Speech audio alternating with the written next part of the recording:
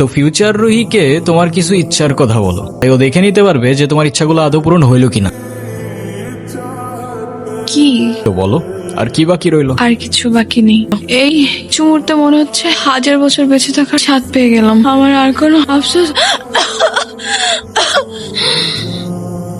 আমি না বুঝতেছি না তুমি এরকম কেন করতেছো। আচ্ছা তুমি আমাকে বল, এসির জন্য আমার কানাডাতে স্কলারশিপ সহ সবকিছু রেডি ছিল। তুমি বললে এখন গেলে নাকি আমি তোমাকে হারাবো, তোমাকে অন্য কোনো ছেলের সাথে বিয়ে দিয়ে দিবে। ওকে ফাইন, সবকিছু ক্যান্সেল করলাম। তারপর তুমি বললা তোমার বাবা বলছে যে বেকার কোনো ছেলের সাথে বিয়ে দিবে না। সবকিছু ছেড়ে আমার বাবার বিজনেসে বসা শুরু করলাম, যেটা আমার এতটুকু ইন্টারেস্ট ছিল না। আমি আমার সব ইচ্ছা ছেড়ে তোমার জন্য পারফেক্ট হওয়ার চেষ্টা করলাম। তারপরও কিসের কমতি থেকে গেল যে তুমি আজকে এঙ্গেজমেন্ট রিংটা ফেরত দিয়ে দিচ্ছ? আমাকে কারণটা তো বলো অ্যাটলিস্ট। কোনো কারণ নেই। আমার মনে হচ্ছে না আমাদের একসাথে থাকাটা পসিবল। That's it.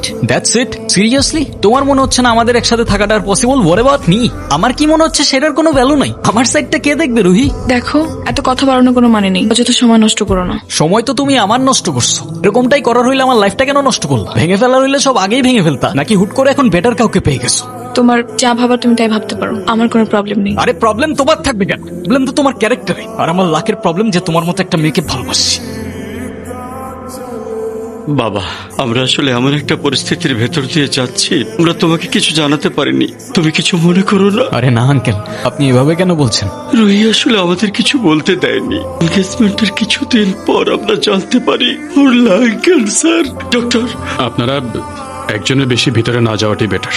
ওর এখন কি অবস্থা? এখন ঘুমাচ্ছে। ফারুক সাহেব, আপনি একটু এদিকে আসুন। দেখুন, রুহি 4th স্টেজে আছে। রাইট নাও ক্যান্সারটা শরীরে আদার পার্টসেও ছড়িয়ে পড়েছে, like brain, bones and other organs. Sorry to say, ওর হাতে আর খুব বেশি একটা সময় নেই। Excuse me. ওই হ্যাঁ? 1.5 বছর হয়ে গেছে। কিসের? দিন তোমার এখান থেকে ভার্সিটিতে নিয়ে যাই, আবার এনে ড্রপ করি। হ্যাঁ তো। আমি কি রাইড শেয়ার করি? না। এলে তেলের টাকা তুমি দাও? না, কেন লাগবে? দিব। মারবো একটা। আচ্ছা তোমার কি আমার ইফোর্টস গুলো চোখে পড়ে না নাকি? তুমি কি বাই এনি চান্স আমাকে প্রপোজ করতেছো? I guess yes. দম নাই, এভাবে কেউ প্রপোজ করে? কত করে? 50 টাকা। আচ্ছা না, দেখো প্রপোজ করায় না তো আমার এক্সপিরিয়েন্স আছে, আর না বলতে পারি কবিদের মতো শের বা শায়েরি, কিন্তু এটুক বলতে পারি যে সারা জীবন আগলায় রাখতে পারবো, আর এফোর্টসে কোনো কমতি থাকবে না, আই সোয়ার। পছন্দটা ভালো না। কাঠগোলাপ আমার পছন্দ, তাই নিচ্ছি। আর তোমার ব্যাপারটা আমি ভেবে দেখবো। By. I'll take that as a yes.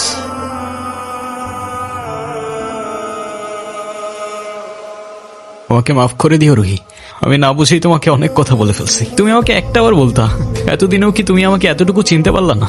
একটাবার বললে কি আমি তোমাকে ছেড়ে চলে যেতাম? তুমি আমাকে ছেড়ে যাবে না বলেই তো আমি তোমাকে বলিনি। কেন তুমি চাও যে আমি তোমায় ছেড়ে চলে যাই? হ্যাঁ, তুমি কেন আমার এরকম একটা জীবনের সঙ্গে তোমার সুন্দর জীবনটা জড়াতে চাও বলো? তুমি ছাড়া আবার কিসের জীবন? আমার জীবনটা তো ততক্ষণই সুন্দর যতক্ষণ সেই জীবনে তুমি আছো।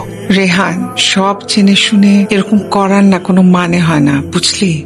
আমি তোকে যেটা বলছি সেটা তোর ভালোর জন্য বাবা। এমন কিছু করিস না যাতে তোর জীবনটাই নষ্ট হয়ে যায়। মা, আমি ওকে ভালোবাসি, প্লিজ একটু বুঝে কথা বলো। আমি তো বুঝলাম তুই ভালোবাসিস, কিন্তু বিয়ে ভালোবাসার জন্য নিজের ভবিষ্যৎটা নষ্ট করে দিবি? মানে মেয়েটা তো যে কোনো সময়। থামো না মা প্লিজ, এটা তো আমার সাথেও হইতে পারতো না? আর আমার সাথে হইলে আর যাই হোক রুহি কখনো আমাকে ছেড়ে চলে যেত না। আর আমার লাইফে ওর আগে না কেউ ছিল আর না পরে কেউ থাকবে। সাব্বাস, এই না হলে আমার ছেলে। আরে বাবা, ভালো সময় কিংবা খারাপ সময় সব সময় পাশে থাকাটাই কিন্তু ভালোবাসা। রেহানা মা, রাগ করো না। আল্লাহ না করুক যদি কখনো তোমার কিছু হয়ে যায়, আমি কি তোমাকে ছেড়ে চলে যাব? না, বরঞ্চ তোমার পাশে থেকেই আমি তোমাকে সাহস যোগাবো। Proud of you. এ যুগে তোর মতো কয়টা ছেলে আছে বল? ছেলে হিসাবে একে নিয়ে আমি গর্ব করি। আমার কথা রাগ করিস না। না মা, রাগ করি নাই। আচ্ছা ঘুমিয়ে পড়, রাত জাগিস না। হ্যাঁ ঠিক আছে, তোমরা যাও ঘুমায় পড়ো। কিরে বাবা, মন খারাপ? না। মন খারাপ করিস না, দেখবি সময়ের সাথে সাথে সবকিছু ঠিক হয়ে যাবে। শুয়ে পড়ায়, আমি আসি। ডক্টর, আমি আর বুঝে উঠতে পারতেছি না আমি কি করব। ওর জন্য কি আর কিছুই করার নাই? আপনি আমাকে বলেন, যত টাকাই লাগুক আমি ম্যানেজ করব। দেখুন, আমরা তো কম চেষ্টা করিনি।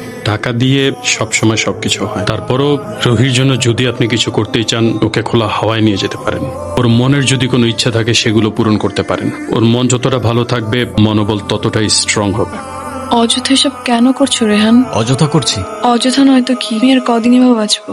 আমরা কে, কতদিন আর কতক্ষণ বাঁচবো সেটা কি আসলেই আমরা জানি রহি? হিসেব করে লাভ কি বলো? যতক্ষণ নিঃশ্বাস আছে ততক্ষণ না হয় সেই মুহূর্তগুলোকে ঘিরেই বেঁচে থাকি। আজকে আছি, কালকে তো নাও থাকতে পারি, বলো? শুধু শুধু মায়াটা কেন বাড়াচ্ছ? মায়া বাড়ালে যে কষ্টটাও বাড়ে। তাহলে তো খুব চিন্তার বিষয়। দাঁড়াও, এক্ষুনি তোমার মন ভালো করে দিচ্ছি। তুমি কি ভিডিও করতেছো? Yes sir. আমি তোমাকে ছবি তুলতে বলছি, ভিডিও করতে বলিনি। আচ্ছা, তুমি যে আমার সাথে এত দূরে আসছো, তোমার বাসায় যদি জানতে পারে? কিভাবে জানবে? কে বলবে? যদি আমি বলে দেই? তাই না, একদম না। বাসায় জানলে আমার খবর আছে। ওকে, তো ফিউচার রুহিকে তোমার কিছু ইচ্ছার কথা বলো, তাই ও দেখে নিতে পারবে যে তোমার ইচ্ছাগুলো আদৌ পূরণ হইলো কিনা। ইচ্ছে? আমি তো সেভাবে কোনো ইচ্ছে ভাবিনি। ও এখন ভেবে বলো। আচ্ছা, কোনো এক বিকেলে আমি তোমার সঙ্গে সমুদ্র দেখবো, ওকে, আর? আর সেই সমুদ্রের পাড়ে দুজন মিলে সন্ধ্যাবেলা ফানুস উড়াবো। আচ্ছা, কারণ সমুদ্র আমার অনেক প্রিয়। তুমি, আমি অনেক ঘুম, অনেক মজা করবো। এই নাও তোমার বিকেল, আর ওই যে রইলো তোমার সমুদ্র। চোখ বন্ধ করো। কি? তো বলো, আর কি বাকি রইলো? আর কিছু বাকি নেই। Wrong answer. আছে তো।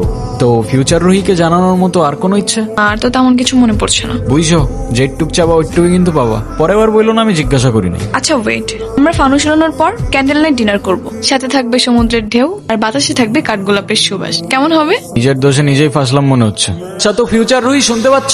তোমার ইচ্ছাগুলো পূরণ হইলো কিনা আমাদের জানিও কিন্তু। একটাই তো মন আমার, আর কতবার জিতবা? যতবার জিতলে এটা বোঝানো যায় যে আমার জীবনে না তোমার আগে কেউ ছিল আর না পরে কেউ থাকবে। এতটা ভালোবাসো আমায়? তুমি জানো, আমার খুব ভয় হয়। মুখে যাই বলি না কেন, আমার মনে হয় আমার মানুষটা আমারই থাকুক, সে যেন আমাকে কখনো ভুলে না যায়। শুধু তোমারই থাকবো রুহি, কখনো ভুলবো না। আমি অনেক লাকি যে তোমার মতো একটা মানুষ আমার লাইফে আসছে। আমার সব স্বপ্ন পূরণ হয়ে গেল। এই মুহূর্তে মনে হচ্ছে 1000 বছর বেঁচে থাকার স্বাদ পেয়ে গেলাম। আমার আর কোনো আফসোস। ওর কি অবস্থা এখন? আপনাকে ডাকছে।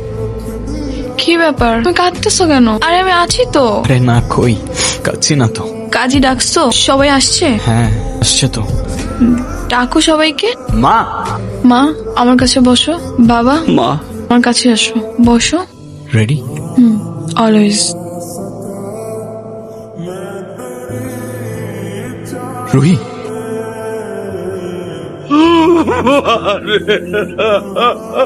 হয়তো তুমি অনেক দূরে, তোমায় আর দেখা যায় না, স্পর্শ করা যায় না, তবে অনুভব করা যায়। অনুভব করা যায় তোমার নিঃশ্বাস, অনুভব করা যায় তোমার চোখের জল। মনে রেখো, আমি আসবো মেঘের উপর পঙ্কিরাজে জোরে, কাঠ গোলাপের সুবাস নিয়ে 7 সাগর 13 নদীর পরে। সে যেন ভোলে না মোরে।